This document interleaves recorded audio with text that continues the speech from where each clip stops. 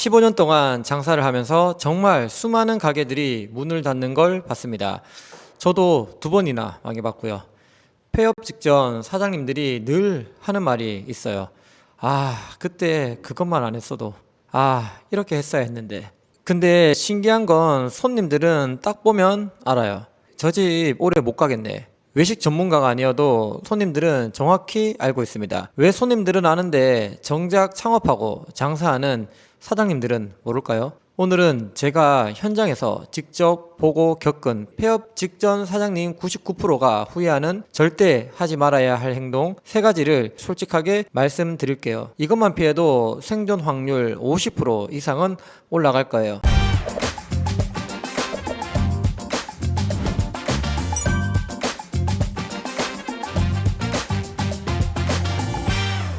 첫 번째는 빚으로 내 눈높이를 맞추는 것입니다. 대부분의 사장님들은 대출을 많이 받아 시작합니다. 근데 이게 진짜 위험해요.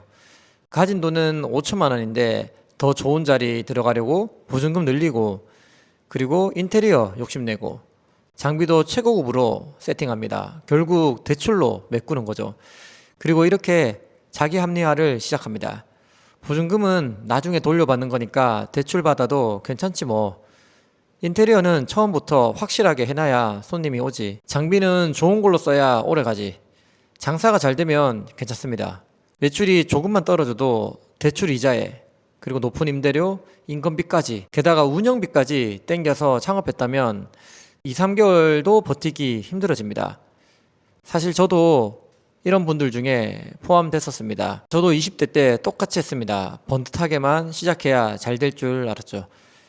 장사만 시작하면 바로 돈을 벌 테니까 빚도 갚고 사업도 얼른 확장해야지 라는 말도 안 되는 긍정회로만 가동했습니다. 근데 장사는 절대 의지로만 되는 게 아닙니다. 아무리 열심히 해도 안 될 때가 있습니다. 그래서 창업의 기준이 성공이 아니라 생존에 먼저 초점을 맞춰야 합니다. 총 투자금은 100% 내 돈 안에서 끝내는 게 좋습니다. 가진 돈이 5천만 원이면 5천만 원 안에서, 2천만 원이면 2천만 원 안에서 승부를 보는 겁니다. 그리고 운영 자금은 반드시 필요합니다. 만약 운영 자금이 부족하다면 대출을 조금 받더라도 미리 마련해 두고 장사를 시작하세요. 그리고 2번째, 임대료 기준을 확실하게 세우는 게 좋습니다. 임대료는 매출을 기준으로 해야 되는데 보통 초보 창업자들은 월 매출 1,000만 원도 내기 어렵습니다. 그래서 외식업은 임대료가 매출의 10%를 넘으면 수익 내기가 힘듭니다. 그래서 초보라면 임대료 100만 원을 넘기지 않는 수준에서 시작하는 게 좋습니다. 그리고 작게 시작하는 걸 부끄러워하지 마세요. 인스타에서 본 예쁜 카페, 그리고 대형 식당들, 이런 거 욕심내지 마시고요. 내 돈 안에서 빚 없이 작게 시작해서 생존하는 게 우선입니다. 실력이 쌓이면 점점 더 크게 장사하시면 됩니다. 2번째 후회는 준비 없이 감으로 성급하게 창업한 것입니다. 중소기업청 조사에 따르면 음식점 창업자의 약 70% 이상이 6개월 미만의 창업 준비 기간을 거쳐서 가게를 연다고 합니다. 실무 경험이 전혀 없는 상태에서 요리를 좋아해서 요즘 이게 유행한다던데? 요거 괜찮아 보이네. 이런 이유로 뛰어들게 됩니다. 우리가 손님 입장에서 볼 땐 장사가 잘 되는 식당은 음식이 맛있기 때문이라고 단편적으로 생각하기 마련입니다. 장사 잘 되면 맛집이고 안 되면 맛이 없는 거고. 하지만 식당은 음식 맛 하나만으로 절대 잘 되지 않습니다. 오히려 음식 맛보다 더 중요한 게 있습니다. 바로 자리입니다. 학교 내에 있는 구내 식당을 보세요. 맛이 특별해서 학생들이 가나요? 아니죠. 그 자리에 있으니까 가는 겁니다. 접근성이 좋으니까 잘 되는 거예요. 자리와 맛 중 단 하나에 집중해야 한다면 외식업 고수들은 모두 자리를 선택합니다. 학교 구내 식당처럼 그런 자리는 들어가기 힘들죠.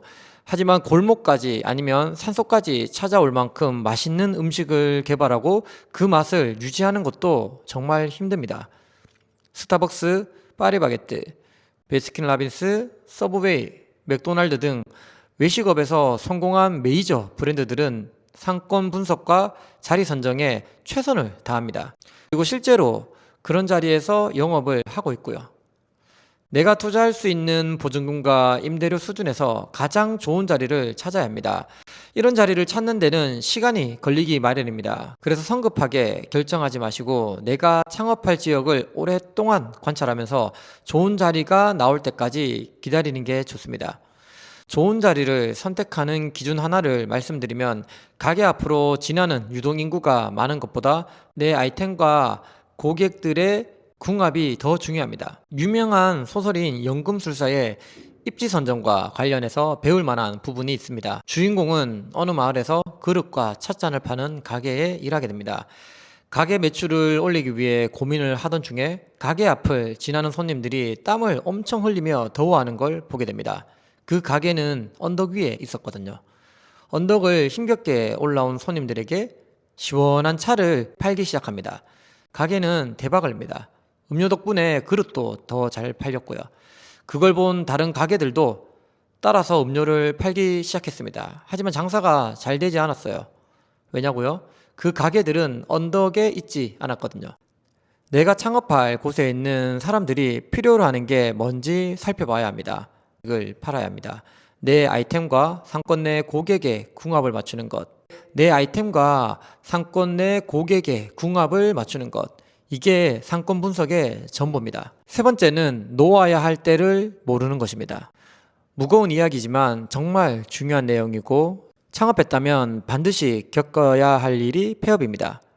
한국 외식업 5년 생존율은 20%고 내 가게도 언젠가 문 닫을 수 있다는 뜻입니다.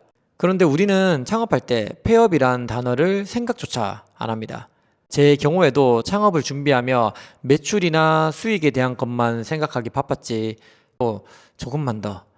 여기까지 조금만 더. 여기까지 왔는데. 조금만 더.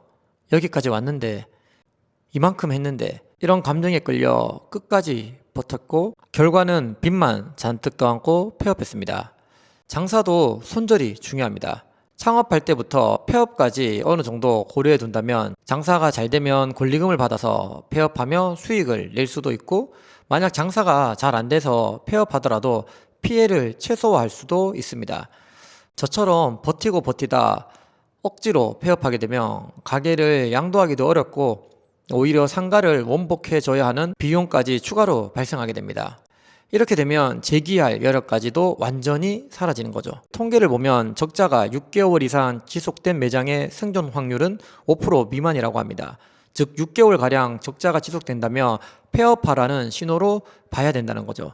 그래서 창업할 때부터 운영자금 6개월치를 준비하는 겁니다. 6개월 연속 적자가 나면 아프지만 놓아줘야 다음 기회를 만들 수 있습니다. 탄탄하게 보유자금 없이 보유자금 안에서 대출 없이 임대료 첫째 무리한 빚을 내서 창업하지 않는다. 그리고 둘째 준비 없이 성급하게 감으로 창업하지 않는다. 세 번째 폐업 타이밍을 놓치지 않는다. 작게 오래 탄탄하게 보유자금 안에서 대출 없이 임대료와 인건비를 최소화한 작은 가게로 시작하는 겁니다. 자영업 폐업 100만 시대입니다. 첫 창업이라면 성공보다 생존이 목표가 되어야 합니다. 이자, 임대료, 인건비에 죽지 않는 구조를 먼저 만들어 놓는 거예요. 유행성 아이템보다 안정적인 스테디셀러로 시작하는 게 좋습니다. 20년, 30년 동안 꾸준히 사랑받은 아이템들인 백반, 중식, 돈가스처럼 기본적인 일상식 메뉴로 시작하는 걸 추천드립니다. 그 안에서 좋은 재료, 깔끔한 매장, 친절한 서비스를 꾸준히 유지하세요. 이런 방식은 처음엔 느리겠지만 실패를 줄이고 조금씩 돈이 모이게 만듭니다. 여기 먹을 만하다라는 말이 나오기 시작하고 단골이 늘어가고 그렇게 동네의 주변 사람들의 삶 속에 습관처럼 들어가는 식당. 저는 이게 요즘 같은 불경기에 진짜 성공하는 식당의 구조라 생각합니다. 마지막으로 이 말 꼭 드리고 싶습니다. 강한 식당이 살아남는 게 아니라 살아남는 식당이 강한 식당이 됩니다. 장사는 해야 할 행동을 하는 것보다 하지 말아야 할 행동을 조심하는 게 더 중요한 것 같더라고요. 첫 창업부터 완벽할 필요 없습니다. 오늘 말씀드린 세 가지 행동만큼 창업 준비할 때 꼭 체크해 보신다면 실패율을 확 줄일 수 있을 거예요. 오늘 준비한 영상은 여기까지입니다. 오늘 내용이 도움이 되셨다면 구독과 좋아요, 알림 설정까지 꼭 해주시고요. 다시 창업한다면 절대 하지 않을 행동이 있다면 댓글로 공유해 주신다면 많은 분들에게도 도움이 될 것 같아요. 그럼 오늘도 파이팅입니다. 감사합니다.